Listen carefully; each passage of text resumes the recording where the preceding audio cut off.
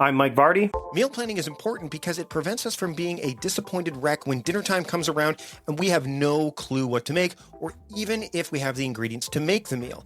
It's a time and a money saver, but most importantly, it frees up valuable brain space. Creating a meal plan prepares us for the week to come and gives us peace of mind that we're organized and can feed ourselves and our family. That's why I do it, and that's why Plan to Eat helps me do it. Your subscription includes access to the Plan to Eat website and fully featured mobile apps on iOS and Android.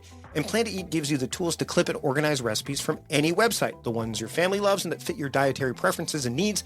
And you can create a meal plan around your schedule. Then what happens is the Plan to Eat software automatically creates an organized shopping list based on your plan. So sign up for your free trial at plantoeat.com/timecrafting. That's plantoeat.com/timecrafting. The coupon will be automatically applied to your account and can be used when you're ready to subscribe. It's valid for new customers only. Give Plan to Eat a try today. And this is the Productivityist Podcast.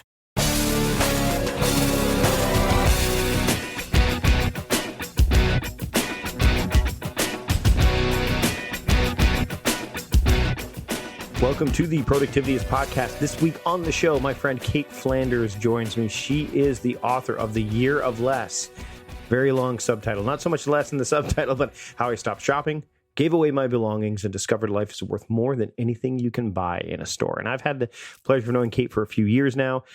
And we actually get together every once in a while for coffee because she is based in British Columbia, and she comes and visits here in Victoria. And every time she comes here, we try to get together for coffee with myself and Paul Jarvis and Mark Johns and a few other people, if we, depending on who's in town. What the Year of Less does, we'll dive into the book specifically in this episode, but I love the way Cait approaches this kind of stuff. And I wanted to convey that in this episode. So our conversation is going to talk about how you can have a year of less and what that actually means. So I'm looking forward to having this conversation. I'm looking forward to having you hear it. And so let's just stop looking forward and make it happen. Here is my conversation with Cait Flanders on the Productivityist Podcast. Cait Flanders is with me. She is the author of The Year of Less, How I Stopped Shopping, Gave Away My Belongings, and Discovered Life is Worth More Than Anything You Can Buy in a Store. Thanks for joining me, Cait. Oh, thank you so much for having me. So we just finished watching an SNL sketch, just to let you know. If you're listening to this when the episode came out, it is early January, but we just finished watching an episode about New Year's resolutions. So this is probably an apt time to discuss it for most people, but I want to get into when you started this experiment of living a year of less. You didn't start it on January 1st, did you? No, and I'm not really a huge fan of resolutions. Yeah. I started it, I will say, I guess it had a timely date. Sure. I started it on my 29th birthday, but it had nothing to do with that really even. It was just sort of this marker that came because for months and weeks before, I had been thinking that I wasn't super happy with how little I was saving, just where my money was going, that I didn't have enough money for the things that I really wanted to be doing. And then just decided, like after weeks of kind of plotting it out, that now would be the right time. And so I'm not a fan of resolutions. I think you should do things when it comes at the right time for you. So that around my birthday happened to be the right time for me. Yeah. And my birthday's in July. Yeah, and July for some people is, my birthday's in July too. We're actually pretty close in birthdays. It's a good time for some people to take on bigger things because summer, like it's a little bit quieter, but yeah, I'm in the same boat. Like, and when you're putting something together like this, and I want to go over the rules for the year-long shopping ban that was on here, because these were your rules. And I think this is important because this is something that my wife and I, and you were upstairs, we were talking about it before and my wife's got some very specific thoughts around me taking on something like this. We've talked about the Kickstarter ban in my house because that's one of my things that I've done. But your rules were you were allowed to shop for groceries and basic kitchen supplies. And this is at the beginning of the challenge. Yeah. And I don't want to go into... Again, I don't want to spoil elements of it, but this is something that you've published this before, so it's not. But I want to make sure that we get into the fact that this is how you kicked it off. So groceries and basic kitchen supplies, cosmetics and toiletries, but only when you run out. Cleaning products, gifts for others, and items on the approved shopping list. You're not allowed to shop for takeout coffee, which I find it's kind of like, that's a fascinating one because you and I go for coffee. We do. We do. So it was good that I bought it for you last time we were there. It was a gift. That was a gift. No, but the point of it wasn't just to make everyone buy me coffee. No, it wasn't. Clothes, shoes, accessories, you're not allowed to shop for. Books, magazine, notebooks, that'd be a big, hard one for me, especially the books and notebooks part. Household items and electronics. And then approved shopping list was one outfit for multiple weddings. You had a lot of weddings to go to. I had a lot of weddings to go to that year. A sweatshirt, workout pants, boots, bed, and anything that must be replaced, but the original item has to be tossed or donated. Now, when I've done the Project 333 challenge, and Courtney's been on the show before. We'll link to that episode in the show notes. She had some rules around that challenge as well. So, when you were putting together rules for this, what were the rules that you felt had to be absolutely there? And I mean, obviously these ones were, but they were like the core rules. And then what were ones that you thought this is going to make it a little bit more than what it needs to be at this point in time? Because I think a lot of people go in, they're like, especially again, if they're resolution driven, I'm going to do it all. And then they fall. Yeah. They fall quickly and they don't fall forward either. I think, especially even like kind of looking back at the book now, I would almost say, other than the takeout coffee part, which we can talk about, you could instead, like I found for me, it was like, you're absolutely allowed to buy consumables. Mm-hmm. So anything that you're actually using and run out of. So obviously groceries, gas for your car if you have a car, toiletries, if you run out of them, of course you need more, as long as it's something you're using all the time, right? Mm-hmm. Of course, buy those things. So anything that you're consuming, to me, I'm like, for anyone, you should be allowed to buy that. For me then, I would say, for me, I knew it was going to make it hard was giving up books. Mm-hmm. And that was because of changing a habit. Yeah. Right. I had a really bad habit of buying a book basically anytime I heard of one that I thought sounded interesting, which was all the time. I had over the years, I have had hundreds and hundreds of books, but I've also had lots I've never read. Yeah. Right. And so I knew for me it was going to be very difficult because I am an avid reader. I do read a lot, but I bought way more than I read. Always. Yeah. And so I knew that would be hard. And then the takeout coffee was one, people don't have to include that. I also will throw this in for anyone who looks at personal finance or reads personal finance stuff. I'm actually not a huge believer in the whole latte factor. Like the David Bach stuff. Yeah, like you're not allowed to have your $5 coffee or whatever. You can have it. I don't care. I have them now, so it was never about that. For me, it was that I wasn't comfortable with the fact that I was living and working from home. Right. But I was spending over $100 a month on takeout coffee that I just wasn't comfortable with it anymore. Right. So I just I knew it would be hard. I actually didn't realize how hard that one would be.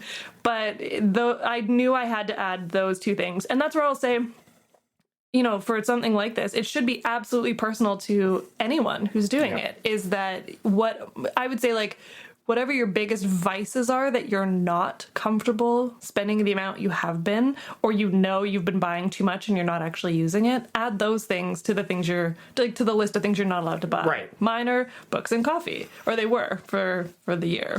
Well, and you mentioned this in the book, and I'm looking at the thing you say about the never argue with the reasons that your readers or anyone give for why they can't do what you're doing, because personal finance is personal. And I love that. When I read that part, I'm like, that's what I think about productivity as well. It's personal. And when you are doing something when you're creating a framework or an experiment or any kind of process, with an objective in mind, then you have to treat it subjectively. Because if you, for example, the book thing, I'm the same as you. I've got books there that I've never read. So if I was going to do this, my wife and I were talking about the different rule ideas was, okay, I get Amazon credit for Amazon affiliate stuff. What do we do with that money? Normally I buy books with it. Well, what if the rule was I get an allowance of one book per month, right? That could be a rule. But there could be a subset of that rule. And again, this is me being a bit more complicated, but I don't get to do that until I've read all the books that are already here that haven't been read yet. Or you can buy the one, but you're not allowed to buy another one until you've read that one. Right. And the other thing is I subscribe to Blinkist. I'll link to that in the show notes as well. I can't buy a book that I haven't looked at on Blinkist first. You know, like you used to go to HMV and you'd be able to preview it. I can get a look and go, you know what, there's something here that is going to be, you know, or maybe it's, and again, this is because I buy a lot of books for research. Well, if something in, like, so a great example would be the book Homo Deus, right? Which is the new book that the author of Sapiens wrote, which I also own. There are some elements in that book that I think would be really helpful for the work I do. I would not be allowed to buy that book unless I read the blinks and said, oh, there's something here that I'm going to be able to dig deeper into. So that book is on my approved purchase list. So there's lots of ways to do it that you can, where you don't feel restricted by it. And I think that's what a lot of people do when they look at anything that's a framework, is they look for where the restrictions are and then they say, no, can't do it. Right. Yeah. And that's did you come across that a lot when you were talking to people about this? I know you mentioned in the book, and what you touch on that a little bit is the idea that people said, you know, who you came across that was like, oh, this is going to be, you're killing it. And then others like, you're absolutely mad. Yeah, there was definitely a mix of all of it. I think that my closest friends and family knew right up front, like, even if they maybe thought it was crazy, they didn't tell me that. Right. But knew that I would probably go after whatever I'd set out to. And so they were just supportive of it. But I definitely had some people who, and so both friends and readers, I will say on the friends wise, it wasn't so much that they thought I was nuts. It was more like they didn't understand the rules, and they felt the restriction was so big already that they would just not invite me to things. Right. So they would not invite me to dinner out because they thought I was going to say no. Even though that's not one of your rules. That was not on any of the rules. My wife thought that too. She thought immediately, she goes, well, take out coffee. So does she go for dinner? I'm like, no, that's not a rule. Like the rule is you could go out and you talk about that, but when you go to New York, like you didn't spend a dime. But people are like, oh, like would she like buy? No, you had to go out to eat. Yes. But most people they make it bigger, or they put their own. We talked about confirmation bias. They kind of endow you with that. Yeah. Right? And that's dangerous to do when you're talking about something that's so personal. It is. And I think it's it goes to this idea I've been thinking about a lot lately, because especially with the book coming out now and talking about it a lot more and hearing from a lot more people who are saying that they want to take on something like this, but there's a lot of buts. And I think one thing I really want to make sure I'm telling people, because I don't know that I said it enough in the book or that I said it at all, is I really want to make sure people know that it's worth taking on a challenge even if you do screw it up. So what if you screwed up? If you're like, I'm going to do it for 30 days. If on day 19 you screw up and buy something, don't stop. Like, okay, you did it. That's whatever. You can like think about it. Maybe you want to journal about it or do whatever you do to reflect on that. So learn from it, but keep going, because it still feels great to get to the end of 30 days and go, I did it for 29 days. Yeah. There's so many lessons still in that. So don't stop. There's no reason that you have to stop. I get why we do, because I talk about that a lot in the book too, of just when I screwed up partway through, I talk about how I know you can quickly go into the downward spiral of saying really awful things to yourself. Like, you're a failure. You should just give up. Why did you even bother? Right. I know how quickly our brains just do that. That's another habit, right? Like, we just do it and then we're self-sabotaging everything. Yep. So instead, really just like in those moments go, okay, I made a mistake. Whatever. This is what's happened. This is what is happening. Carry on. And then get to the end of it. And it's more like, even if you did it for a year and you shopped 3 times or 10 times, like, doesn't it still feel good? And didn't you still learn a lot? Or couldn't you still learn a lot by continuing to go?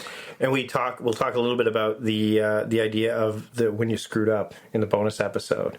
But you're right. I mean, I found, and we talked about one of the times I screwed up as well. So it'll be interesting to dive into that, and people in my community, the members of my community, will get that episode. So if you want to learn more about that, go to productivityist.com/membership. But I want to talk about this idea of shame. And I was listening to the Tim Ferriss show with Terry Crews. I'll put a link to that in the show notes as well. But this idea of shame and guilt. And before you arrived today, I talked to my son about this because as a parent, and I want to talk about doing this as a family too, because it gets very, I mean, Courtney and I talked about this a bit as well. Same with Joshua Becker and I when I had him on the show. Again, link in the show notes. Lots of links in the show notes. But all my friends. Yeah, all your friends. Yeah. It's a theme going on here.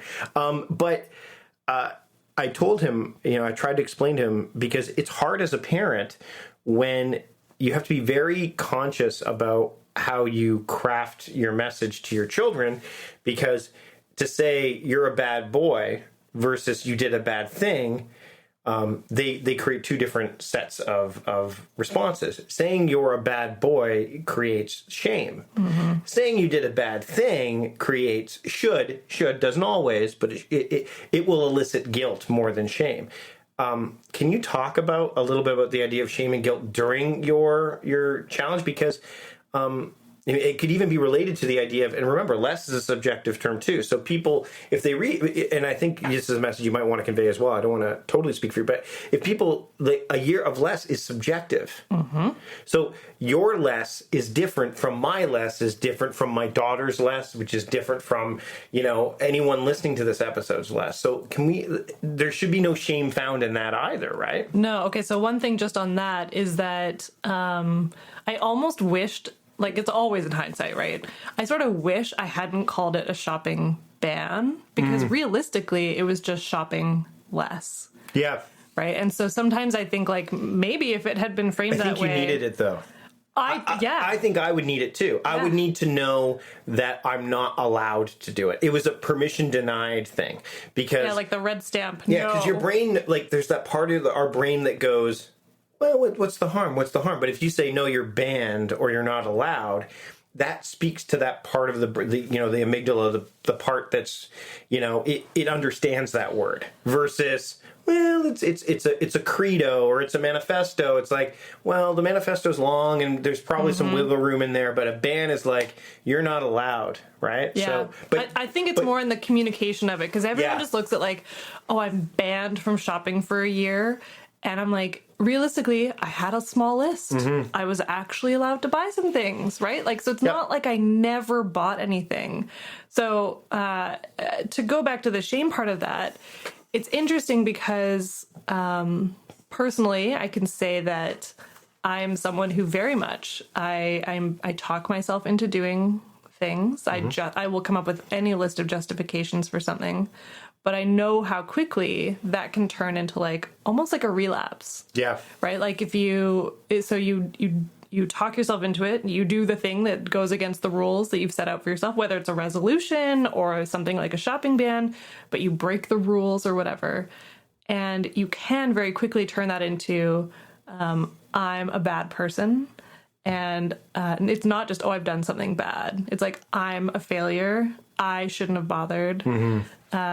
And so I remember going through that myself and then having to very quickly flip the switch and be like, no, I'm not a bad person, but I don't actually need this thing that I just bought.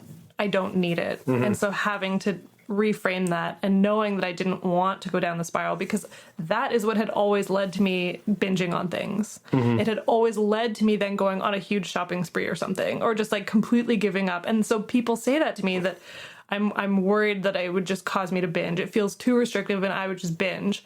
That's when I'm like, you need to give yourself some grace. If you do so-called like, break a rule, I'm like, it's not you're a bad person. It's just, and like, I also want to say spending money isn't bad and buying stuff doesn't make you a bad person. Right. We need stuff. It's fine. Like buying stuff is fine. Mm-hmm. It just feels so much better when you get to a place where you're only buying stuff when you need it. Yeah. It just feels better. Yeah. You're not wasting money. It feels so much better to actually use the thing. Like, right? Like you've gotten to a place where you've probably thought about it a bunch of times.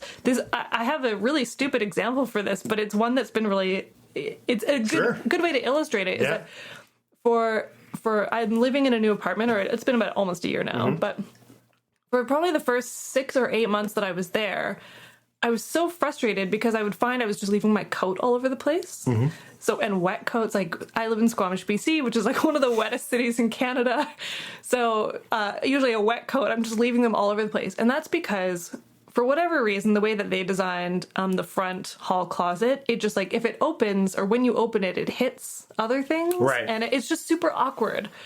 So finally, after months of really thinking, like, this is so annoying, this is so frustrating, I went out and bought a coat rack. That's not something I would ever normally buy because I would try and be like, oh, I have a closet. I do have a closet, but it's really freaking annoying. Yep. So now I just bought like whatever, $8 or whatever it was. I bought a coat rack.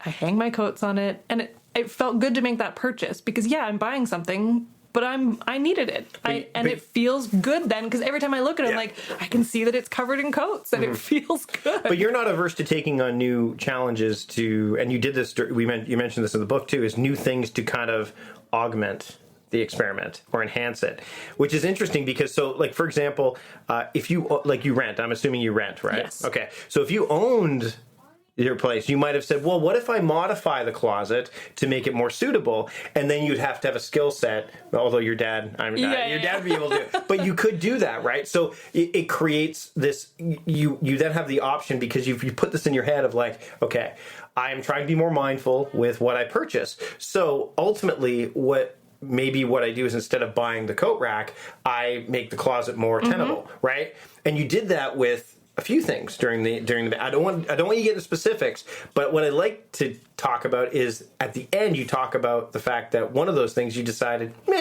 it's not for me. Like it's not something that I'm willing to do, right? Do you remember?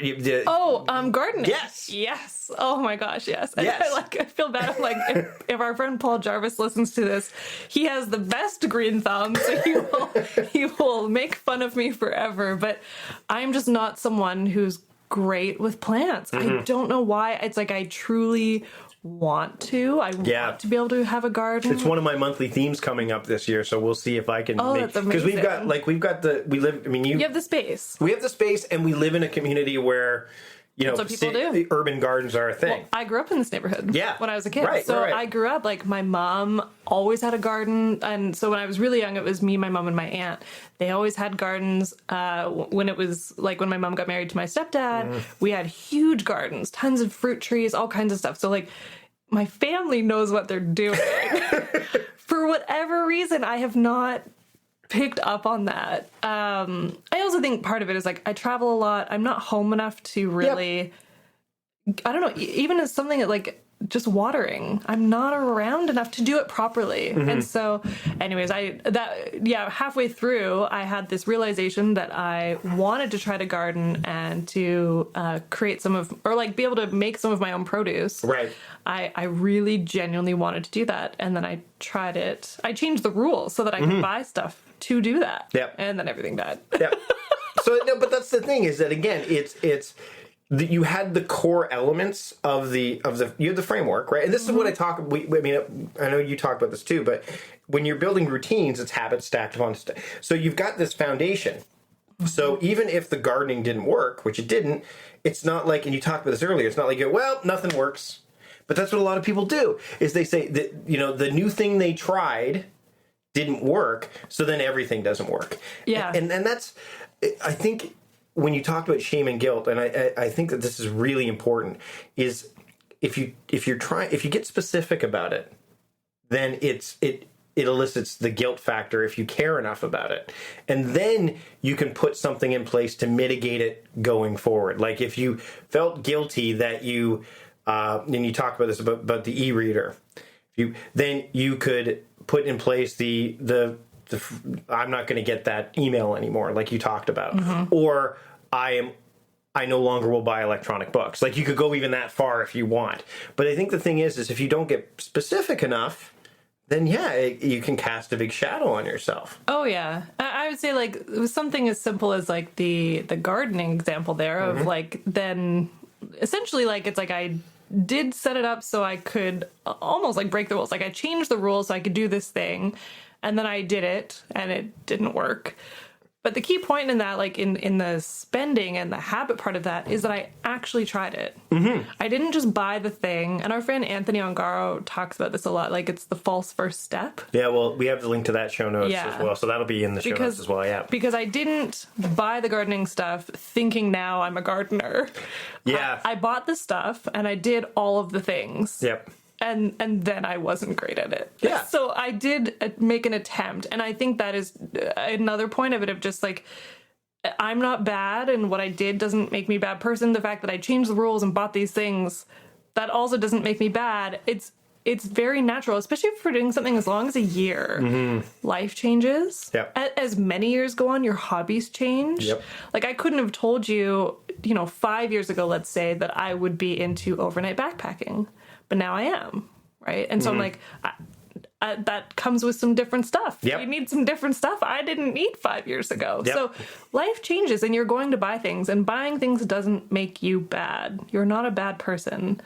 It's normal, I think, and I think healthy to feel some amount of guilt for things that, maybe you shouldn't have done. But that's just like a healthy amount. And you're not saying bad things. You're like, ugh, that just doesn't feel good. Yeah. And so you're not a bad person. It's not about that. No shaming. But just that didn't feel good. So, like, I don't want to do that again. How can I not do that again? Before we wrap up, I want to talk about a simple thing that people can try. And I'm going to try this. And there's lots of things you can put in place to make this happen. And that's the television ban. Isn't that interesting?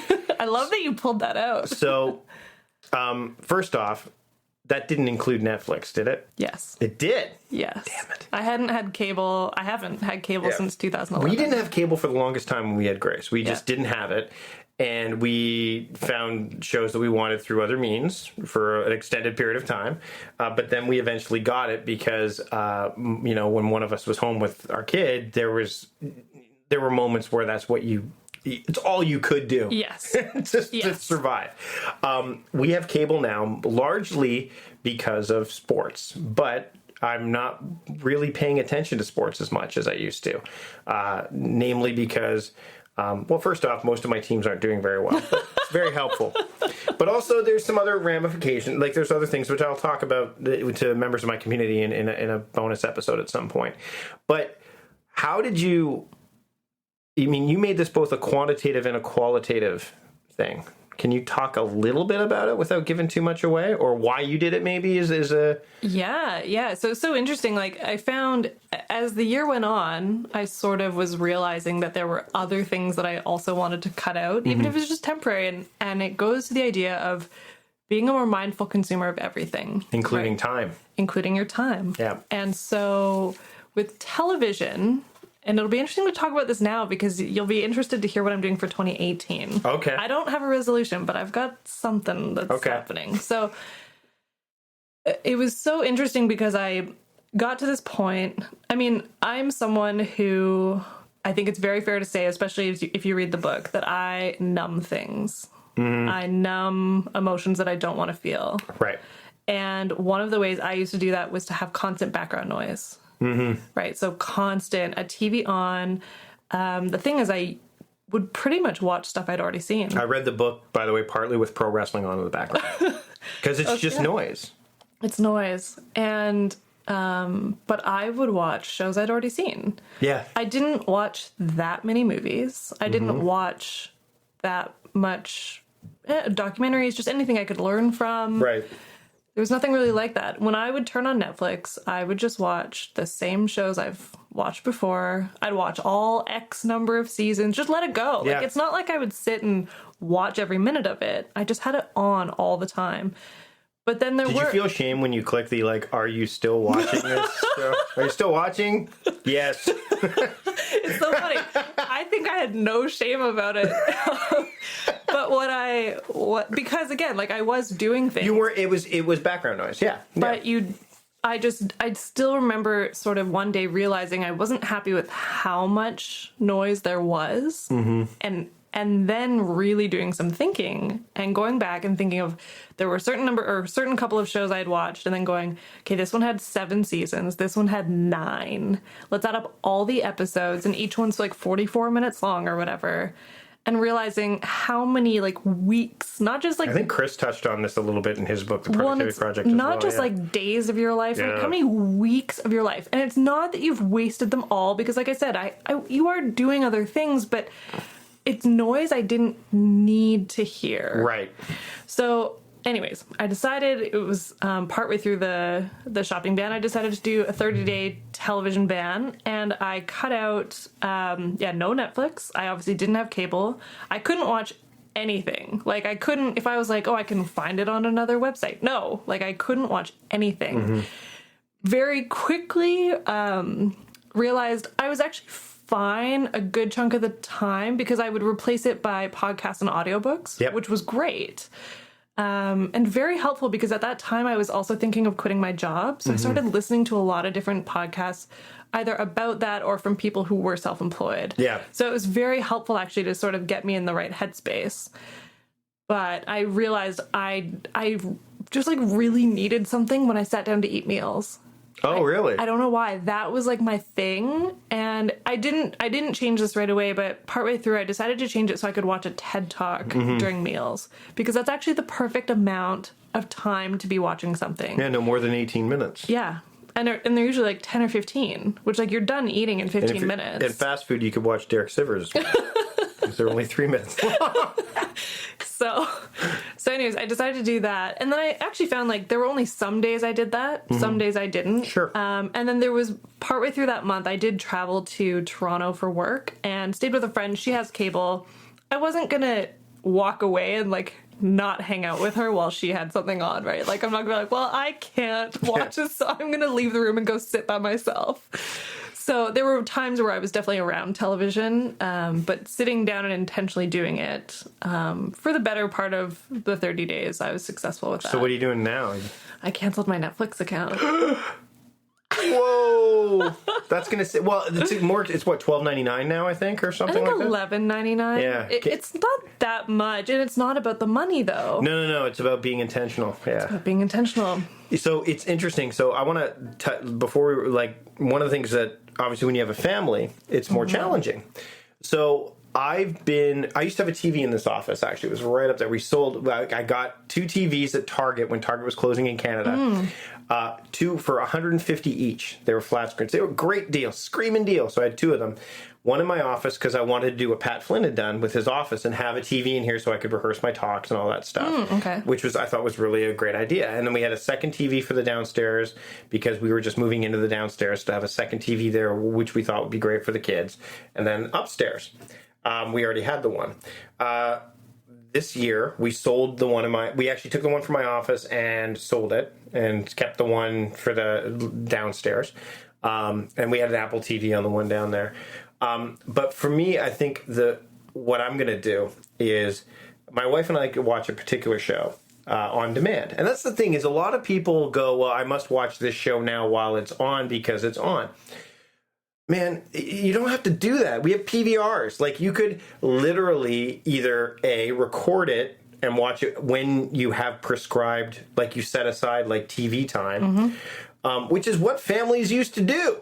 Like back in when TV first came out, it's like everyone sat around the TV and watched like the shows, right? Yeah. Like they would do with the radio because you couldn't, you had to prescribe that. Secondly, if you wait and it shows up on Netflix, you could do the whole binging thing, which is a whole other issue. Oh, yeah. It's a huge issue for a lot of people.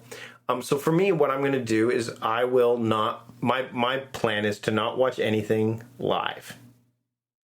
So anything, what about sports? That's part of it. Okay. And that's hard because a lot of people struggle with FOMO on this fear. And I was able to do it largely this year with sports because we canceled all the sports channels, but we kept like basic cable. So we only have basic cable now. But Colton mainly watches Netflix, and so does my daughter. So if we were going to cancel cable, the reason we keep cable, and this is why I reason a lot of people, is because you bundle it with everything else and it seems like nothing. We get pushed a lot into we get a lot of calls like, hey, up your cable, up this. We've been really, really good about that. So we kind of found a medium that works for us as a family. And I think that's the challenging part for a lot of people is they go, well, the family does it. Now, you can make those choices. Again, not watching anything live. If I want to watch sports, there's ways to watch them on demand when you want to watch them.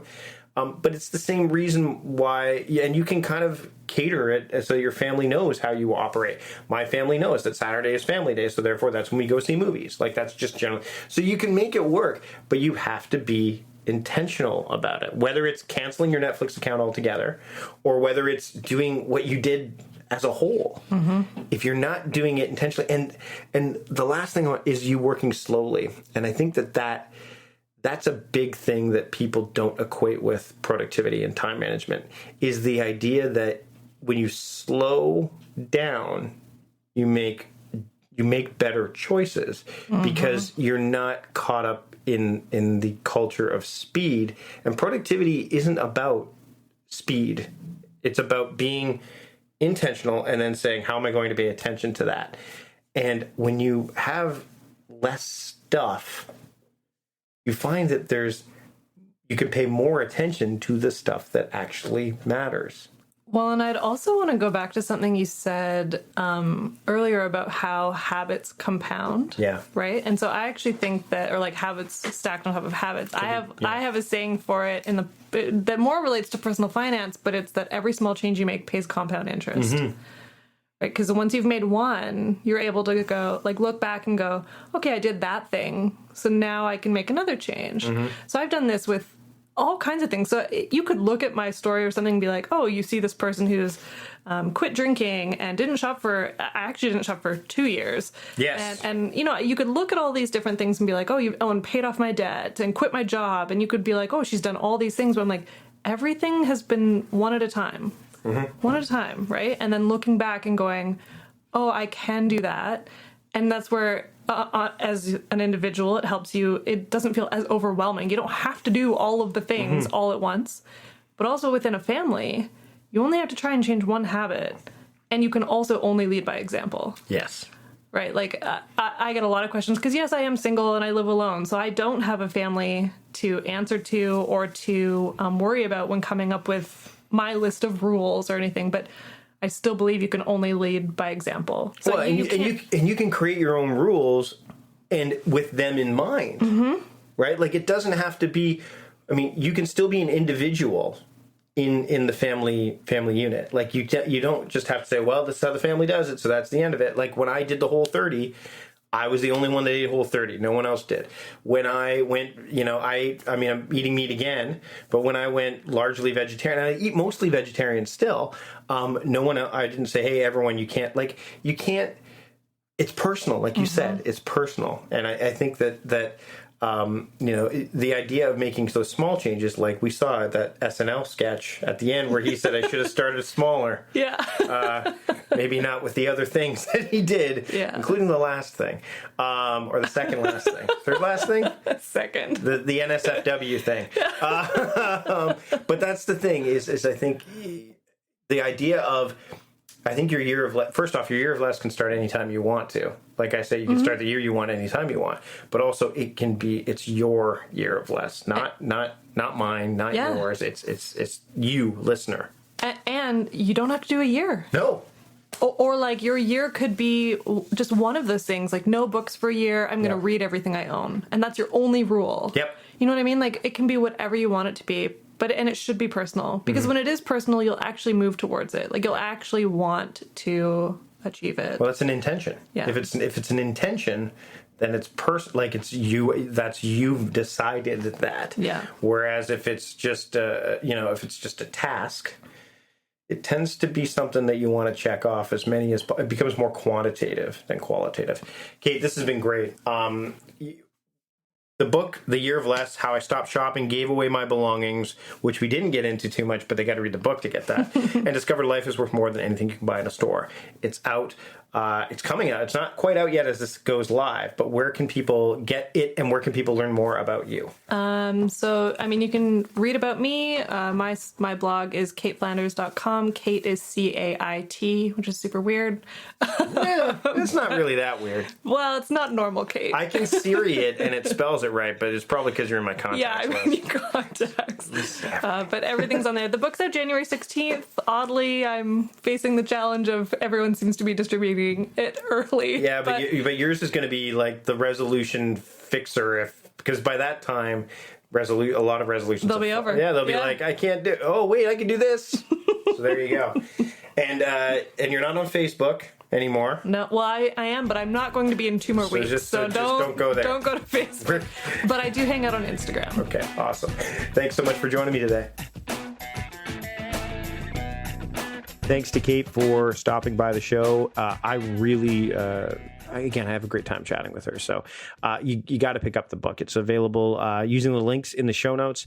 And again, this is, if you're listening to this when the episode came out, this is the time of year for most people where, that kind of thing happens, where you want to start thinking about having a year of less stuff, of less worry, of less overwhelm. So again, pick up this book, and thanks for listening. Thanks for listening to the show. Thanks to John Polster for producing the show in less time than usual he's given to do so. And again, thanks to Cait for joining me. Big thanks to you, of course, for sticking around.